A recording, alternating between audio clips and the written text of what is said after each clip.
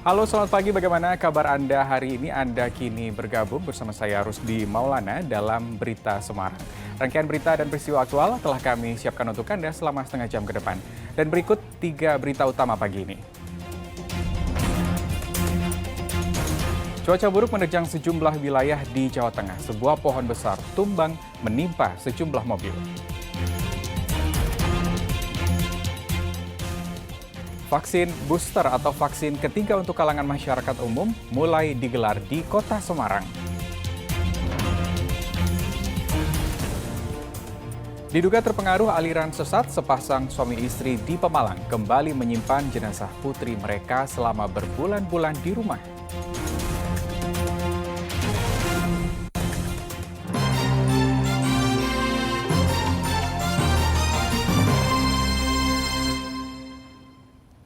Kita ke informasi pertama pagi ini, cuaca buruk yang ditandai hujan deras disertai angin kencang melanda sejumlah wilayah di Jawa Tengah. Di Kota Semarang, sejumlah pohon tumbang sehingga menimpa mobil. Sementara di Kabupaten Semarang, permukiman warga terendam banjir. Akibat diterpa angin kencang, sebatang pohon setinggi 15 meter di daerah peleburan Kota Semarang tumbang Selasa sore. Naas, pohon menimpa 3 unit kendaraan yang terparkir di bawahnya. Salah satu kendaraan bahkan rusak parah.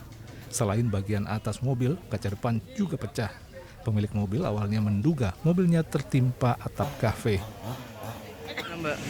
Oh, tadi saya mau pulang habis makan di sini, terus kayak saya dengar kayak kerantak-kerantak gitu, terus saya lari. Ternyata saya kira kan saya mau terbang, mau jatuh gitu, ternyata pohonnya yang jatuh. Menimpa mobil mbak ya, mobil mbak ya. Selain kendaraan, pohon juga menimpa tiang lampu jalan. Pohon tumbang setelah kawasan ini diguyur hujan lebat disertai angin kencang. Sementara korban jiwa tidak ada, hanya korban materi. Jadi sebetulnya untuk pohon yang terutama pohon besar, kalau pas hujan angin, untuk menghimbau pada masyarakat yang punya mobil jangan diparkir di bawah pohon yang rimbang, pohon yang besar karena ini musim hujan dan angin besar.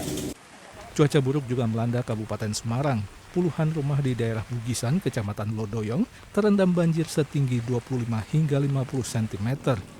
Banjir disebabkan meluapnya sungai yang mengalir menuju Danau Rawapening.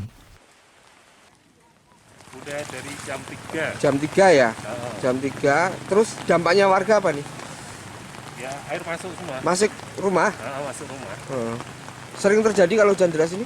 Ya, selama ada tanggul itu, sebelum ada tanggul, banjir terus. Kalau dari atas airnya kencang, mesti sini banjir. Sementara di Kabupaten Magelang, banjir merendam akses jalan yang menghubungkan Kabupaten Magelang dan Purworejo di Desa Bandongan. Pengendara memperlambat laju kendaraan agar tidak terperosok ke dalam lubang. Selain itu, banjir juga merendam 13 unit rumah warga. Banjir disebabkan meluapnya sungai yang melintas di tengah desa. Kondisi ini diperparah karena buruknya sistem drainase. Aliran sungai ini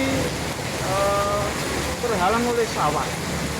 Kalau sawah ini diperbolehkan untuk menjadi salah satu aliran sungai langsung ke gorong-gorong utama, ini tidak akan banjir. Tim liputan melaporkan dari Kota dan Kabupaten Semarang dan Magelang.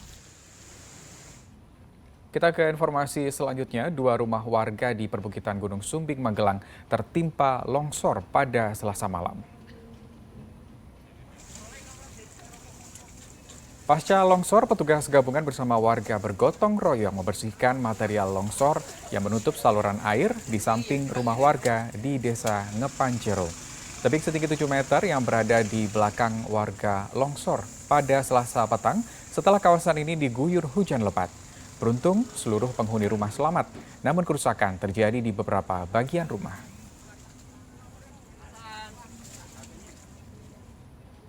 Masih terikat dampak cuaca buruk, para nelayan di pesisir pantai utara Kota Tegal tidak bisa melaut karena terjadi penangkalan 3 sungai di sepanjang pintu masuk hingga laut.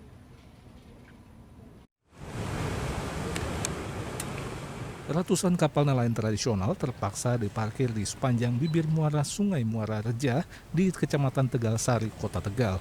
Kondisi ini sudah berlangsung selama beberapa pekan terakhir lantaran terjadi pendangkalan pada 3 sungai, yakni Sungai Bacin, Muara Reja, dan Sibelis. Akibatnya, kapal-kapal tidak bisa melintasi alur sungai.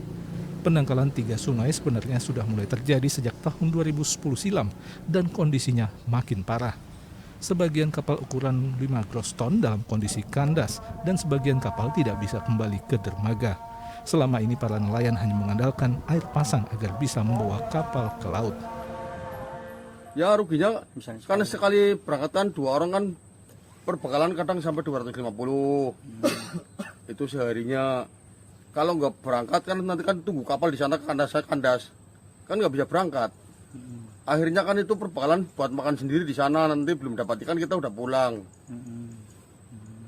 Padahal perbekalannya itu Ya kita ngebon ke warung. utang. Iya. Lama-lama kan banyak. Kali Kemiri dan kali Sibelis yang juga butuh sentuhan dan perhatian dari pemerintah daerah. Tergantung nanti wewenangnya itu, kalau itu wewenang provinsi mohon perhatian dari pemerintah provinsi, Pak Gubernur. Kalau ini di Kali Pacin, kalau wewenang daerah ataupun kota Tegal, mohonlah Pak Wali kota ataupun OPT terkait untuk merealisasikan normalisasi. Para nelayan berharap normalisasi 3 sungai segera dilakukan agar mereka bisa kembali melaut untuk memenuhi kebutuhan hidup keluarga. Sugihartono melaporkan dari Kota Tegal. Persis 2 tahun ya Pak. Sementara akibat nelayan tidak melaut selama cuaca buruk, stok ikan di tempat pelelangan ikan di Kabupaten Rembang menurun. Aktivitas perdagangan di TPI Tasik Agung Rembang memang terlihat biasa saja. Namun selama beberapa pekan terakhir, para nelayan jarang datang melelang ikan ke tempat ini. Dampaknya stok ikan menurun drastis. Jika biasanya stok ikan 80 ton per hari, kini hanya 40-50 ton. Para pedagang terpaksa menaikkan harga ikan karena permintaan makin tinggi. Namun kenaikan masih tergolong wajar antara 2 hingga Rp5.000 per kilogram untuk berbagai jenis ikan. Cuaca, faktor alam, kualitas ikan yang didapat juga menurun. Kenaikan ya kalau musim-musim gini ya masih sedikit, paling 10-15% dari harga normal.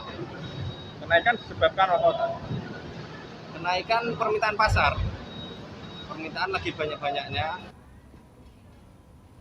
Kita ke informasi lain, pemberian vaksin booster untuk kalangan umum mulai digelar di Kota Semarang pada hari Rabu ini.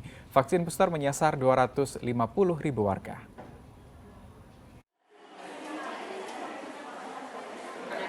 Hari Rabu, vaksin booster mulai diberikan untuk kalangan umum di Kota Semarang. Salah satu sasaran vaksin booster adalah kelompok lanjut usia dan kelompok usia rentan 18 tahun ke atas. Para lansia tampak antusias mengikuti proses vaksinasi COVID-19 booster atau vaksinasi dosis ketiga di Puskesmas Bugangan. Bu, kenapa pengen di booster ketiga, Bu? Ya karena kan saya sudah lansia. Ya, terima kasih sekali karena sudah mendapatkan booster. Semoga dengan adanya booster ini juga pelayanan dari Puskesmas Bugangan terlalu oke.